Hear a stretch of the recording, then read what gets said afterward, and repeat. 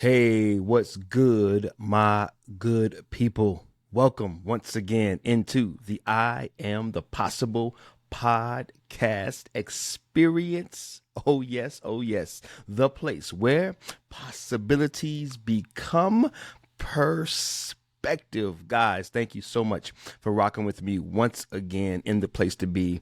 There are some amazing things for you and I to see. Before we get into anything, you know where we got to start. We got to pause for the cause, and you're it. You're the reason. You're the cause, man. You are why I do what I do. You are the reason I get up in the morning. Well, not the only reason, right?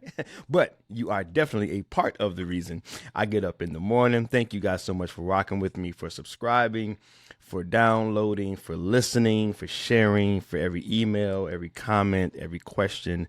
Thank you so much for engaging with this content and engaging with me. And so I'm just looking forward to this new season of the podcast. I've got some amazing guests coming up in this new season. And it's just been just such a pleasure, man, to prepare and to get ready to kick it off, once again.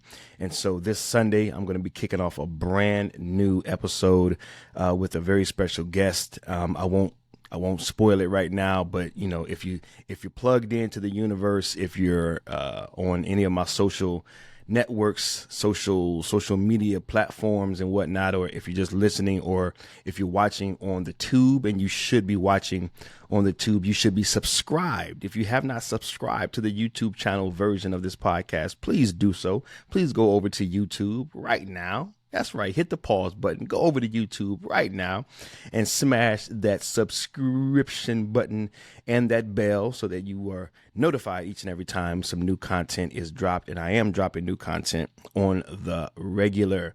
So guys, today I want to jump right into it, man. I want to talk about how to stop punishing yourself. How to stop punishing yourself. And I want to share a few stories in my past and how this all, how this whole idea came to be. But I first want to ask you, have you ever struggled with expressing yourself and accepting yourself? Have you ever struggled with expressing yourself and accepting yourself? If you have, I know a little something about that, and what I've learned, and really what I want to talk about specifically and share on today, is how my lack of emotional intelligence led to me personally throughout, I would say, all of my childhood and my formative years, not being able to fully express myself, not being able to fully accept myself, because I didn't know what was happening within me.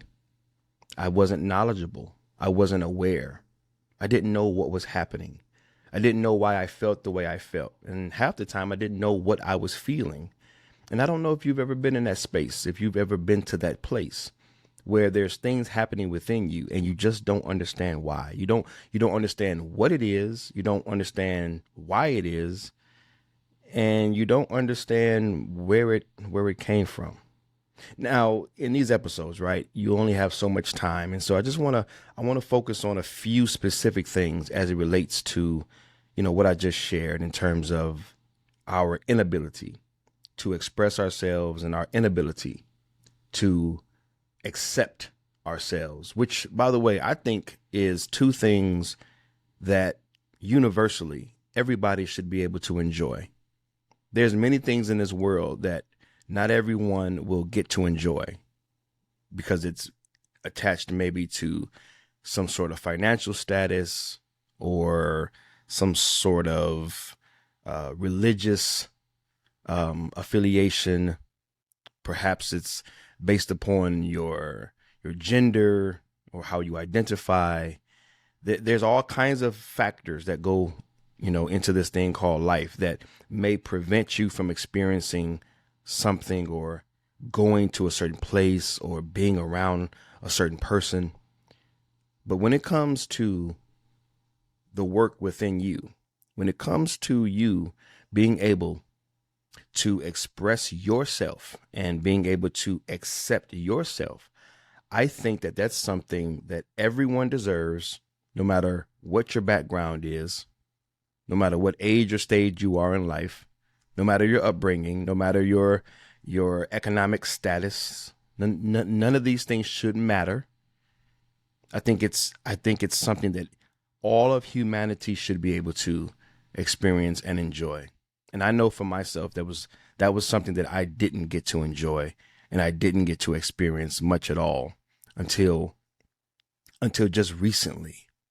And so I want to share with you a little bit about a conversation that my son and I just had actually this morning. And it's funny how it all ties together. But we were having a conversation this morning, and I was just sharing with him how blessed I am to be aware that I really am happy.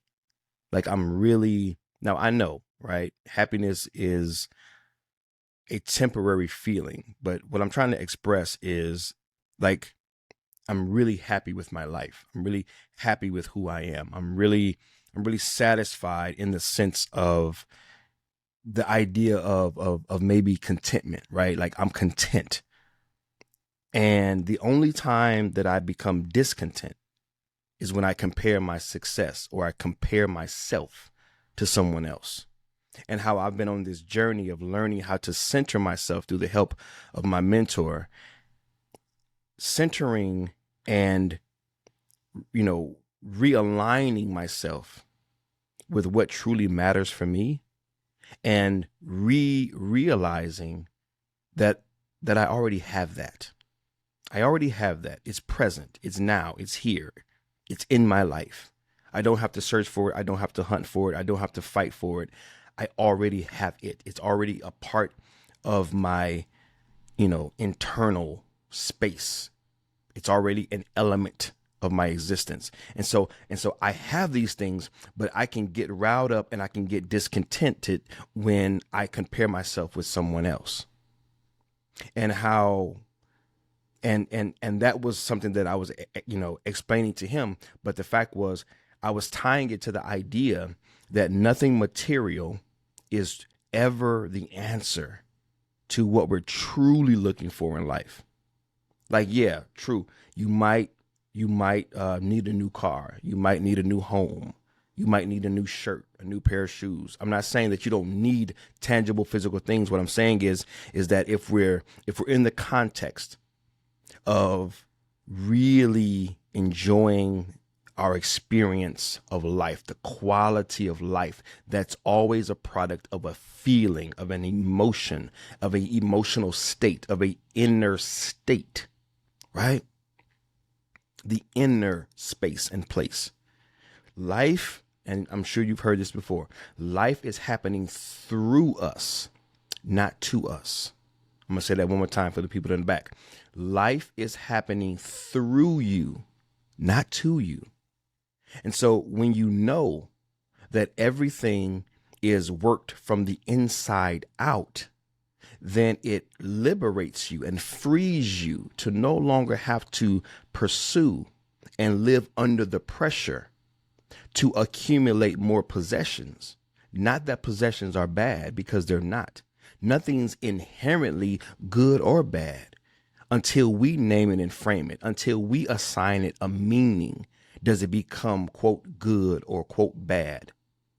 And so when you learn that everything is a work within to work without, then you are able to, and listen, just stay with me. I'm wrapping this all back around to the idea of the importance of emotional intelligence, because all of this awareness has to do with your emotional states and you knowing what those things are and how they operate within you. But I was having this conversation and I was letting my son know how all we're really chasing is a feeling. I want the new house so I can feel a certain way. New car so I can feel a certain way, right? In the context that you don't really need it. You want it. You got what you need, but you just want a new one, or you're after something, greater. Normally it's because you're hunting and you're searching for a feeling. So the first thing that I wanted to share with you again is that, again, life is not happening to us. Life is happening through us. And so if everything is about this inner work to work without, right? This work within to work without, everything starts within. Well, listen, if that's true, then it would also, inform us that our quality of life is not determined by our possessions. Our quality of life is determined by our positions, our internal position. That's what determines our quality of life, how we feel. I can put you in a 12-room mansion, but if you feel within yourself dissatisfied with who you are, not able to express yourself, not able to accept yourself, true, you've got the 12-room mansion, but it's of no value in the context of the quality of life that you experience. I can give you a brand new Bugatti, brand new, like 0 miles on it. But if you are emotionally just an emotional wreck, you're just traumatized emotionally, life sucks, you suck, people suck, God sucks, like you are in the ditch. Yes, you have that great possession, but you suck when it comes to your position in life. And that's what I want to talk about today. I was having that conversation with him because I had recorded some content the other day, and I was talking about the fact that, how we come up as young boys. Maybe you've had this said to you, maybe not, but I came up at the time where one of the most famous sayings was, big boys don't cry, big boys don't cry. And the truth is, big boys do cry, and big boys should cry. They should cry as often as necessary, right? And I won't go down the path as to why we started that saying and kind of why we continue to push that very damaging agenda. But the fact of the matter is that if you are crying, it's because of some sort of emotional trigger, something within you, right? People cry tears of joy when they're overwhelmed, right? That unexpressible, unexplainable joy that just happens because you witness something that just blows your mind and you're brought to tears. One of the places I love to cry is whenever I'm watching performing arts. I love synchronicity. I love when people have that pinpoint accuracy in terms of like, they're on a stage and maybe it's 10, 15, 20 people and everyone does exactly the same thing at the exact same time. I don't know. I'm just wired that way. It's just, to me, that's a beautiful sight. Maybe it represents unity in my mind. Maybe it represents people just working together and whatever it is, right? I'm brought to tears when I see that. A beautiful performance of something. When I witness someone's journey, I love watching documentaries. It brings me to tears. Well, those are tears of joy. And when I see tragedy in the world, sometimes I'm moved, to an emotional point where I cry tears of sorrow and sadness. Nevertheless, why would I not want to cry only because I'm a big boy?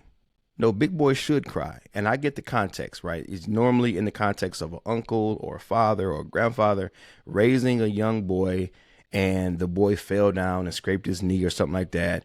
And the dad wants to come in and protect, right? I'm doing air quotes if you're just listening to this version of the podcast. I'm just doing air quotes right now. We're trying to protect. And in our hearts and minds, as the father, grandfather, as the uncle, we are protecting in our minds, right? Where it matters, but we're not really protecting them when we say things like, hey, get up, wipe it off, suck it up, big boys don't cry. We're doing much more damage than good. And the reason I say that, and now this brings me to my story, is that when you have this concept we're going to just use the big boy don't cry as an example for all ideas in the world that pressure you to suppress and to depress your natural emotional expressions. Okay?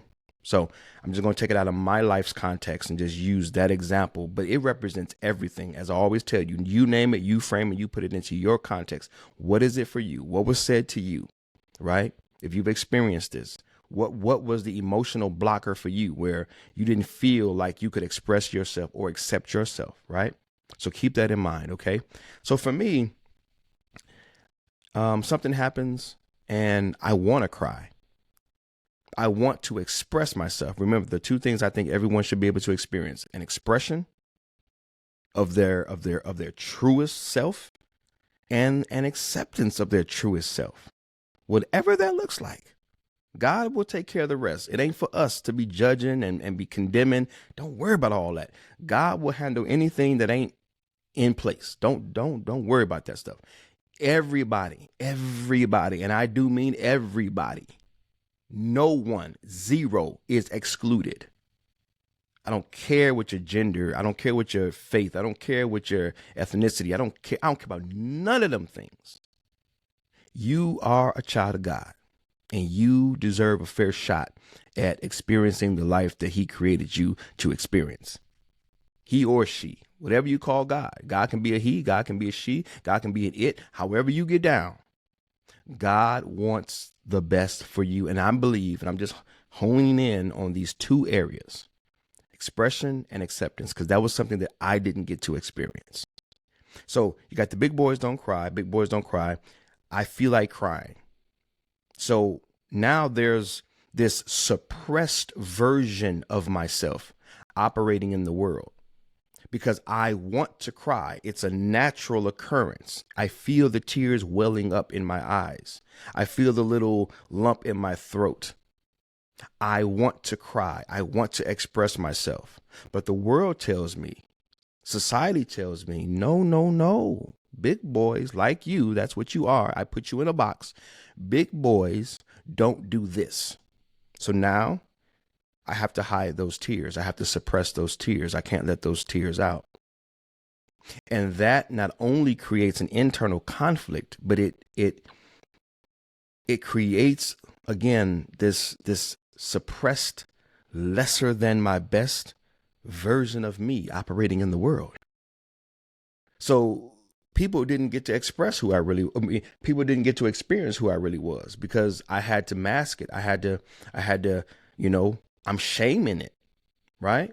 I'm internalizing it. And so I'm hiding this natural God-given gift of expression because big boys don't cry. Remember, I'm using this one just as an example to everything that is oppressive and suppressive to our ability to express ourselves. All right. And then the second one, acceptance. There was a lot of conflict that was happening within me that caused me not to accept myself because in those formative years, you are a sponge. You're learning life. You're learning how to do life. So if I'm looking to my father, my uncle, my brother, other men in the community, whoever I'm looking to, and the message that they're giving me is big boys don't cry. Well, I have to take that because I don't know no better. I'm growing. I'm learning. I'm a sponge. I don't have the emotional capacity. I don't have the mental capacity. I don't have the life experience to be able to debate that quite yet. I don't have the tools to debate that. I can debate that now at 46. You don't want to see me now. But at 9 years old, 12, 13, what do I know, right? So now there's this conflict within me because there's something that wants to occur naturally. I know that I want to allow it to happen, but society says, no, you don't do it. So if I'm a big boy and big boys don't do this, but inside I feel like doing this, the very thing that big boys don't do, then here it comes. What's wrong with me? Yeah. What's wrong with me? Isn't that the question that we ask ourselves? what's wrong with me?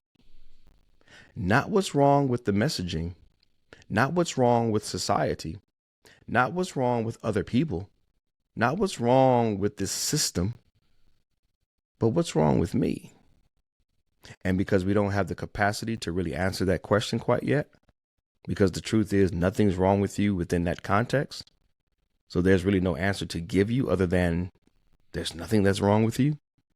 But because we're not educated enough yet, we're not schooled enough yet in this area that I'm about to get to in just a moment, emotional intelligence, because we ain't got enough game yet, then we judge ourselves, we condemn ourselves, we limit ourselves, we judge and we criticize and we critique, and therefore we're not able to accept ourselves as we are, right? So I'm not able to express myself. I'm not able to accept myself. I'm not very free, am I? I'm not very free. I'm not very happy. The quality of my life is not very good. Why? Glad you asked. So glad you asked. It's this thing called emotional intelligence that I want to highlight, and I want to encourage you to dig into, to lean into, to welcome into your life. I've said everything else that I've said to get us to this point. Emotional intelligence is the game changer. I was given this book, which I'm going to highlight, Emotional Intelligence 2.0. I was given this book years ago, and I put it on a shelf. The book itself didn't look appealing, just this white and red book. And, there's a quote at the top from the Dalai Lama that just at that time, it just didn't move me. There's some reviews and some other stuff at the bottom, best-selling authors, yada, yada, yada. But it just didn't move me. The book didn't look fancy from an aesthetic perspective, and the title, it didn't speak value. Perhaps it was something nice, maybe something I'll use at some point, but when it was given to me, I just didn't care. I didn't care to know what it was or what it was about, but I kept it. Funny how life works. I told you, God will take care of you. Don't worry about it. Because at the proper time, in the proper season, then things will start to matter. So many, many years later, like over 10 years later, or whatever it was, but it was a lot of years, because I remember who gave it to me and when they gave it to me. So I'm not doing the math right now, but it was a lot of years. And I recently picked it up over this last year after taking my professional coaching certification course to become a coach. It came back around because we talked a lot about emotions. So now all of a sudden this book made sense. And I got into it and I began to understand not only the value of emotional intelligence, but how I had been learning it over the last 7 or 8 years in various ways, but just not knowing what I was learning and the tools that I was utilizing. And then once I finished my certification, I really understood the value and the importance of emotional intelligence, emotional awareness.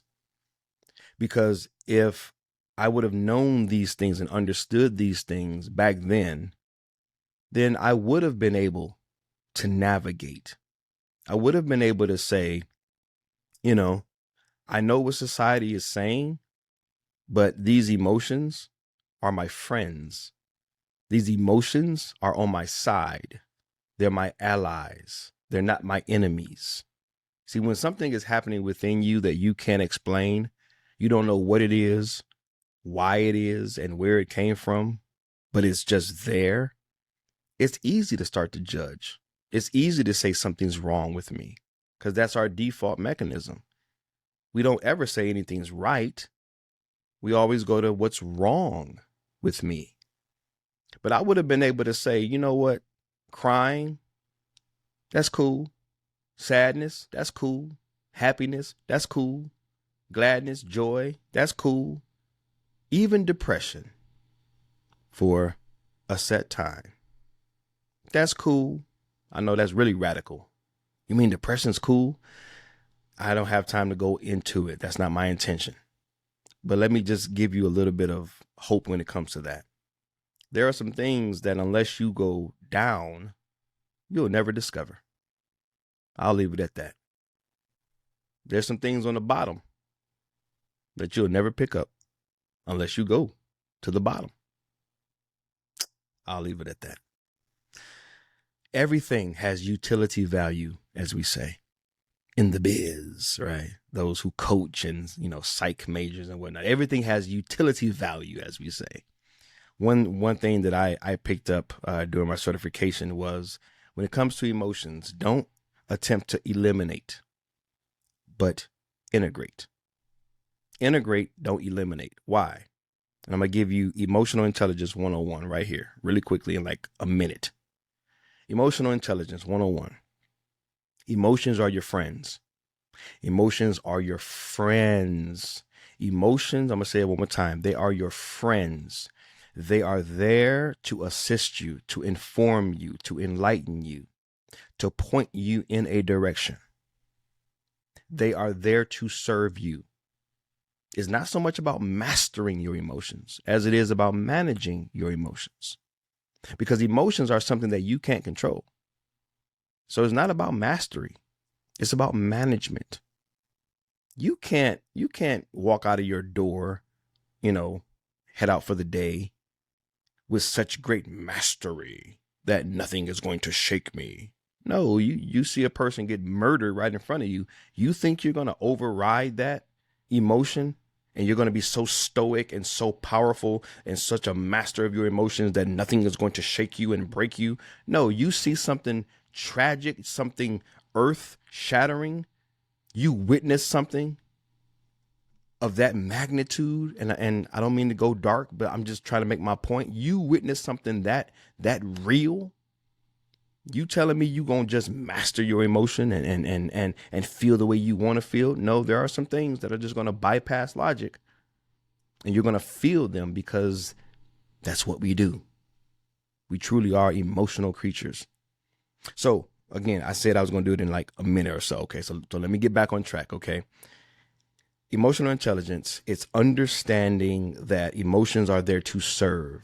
They are informants. They are telling you something. And the better you get at emotional intelligence, the more you are aware of what you're feeling and then identifying the source of that feeling, aka where it came from. And then the third piece to the puzzle, what to do with it. What am I feeling? Where did it come from? What am I to do? What, where, what? What am I feeling? Where did it come from? What am I to do with it? That's the essence of emotional intelligence. Being able to know what you're feeling, to know where it came from, to know what to do with it. And when I say know, I'm not saying perfection. I'm not saying 100% accuracy.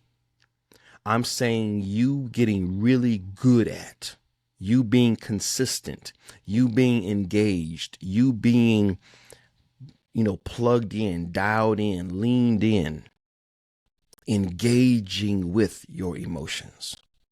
Because life is a lesson that we all get to learn. We're learning life as life is unfolding. So it's not about perfection. Not about perfection. It's about progress.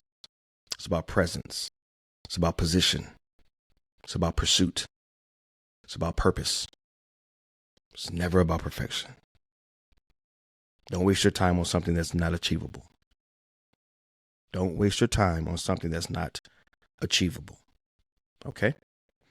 So, again, if I would have, known these things, then I would have been able to say, okay, well, within me, when I want to cry, Crying is not a bad thing.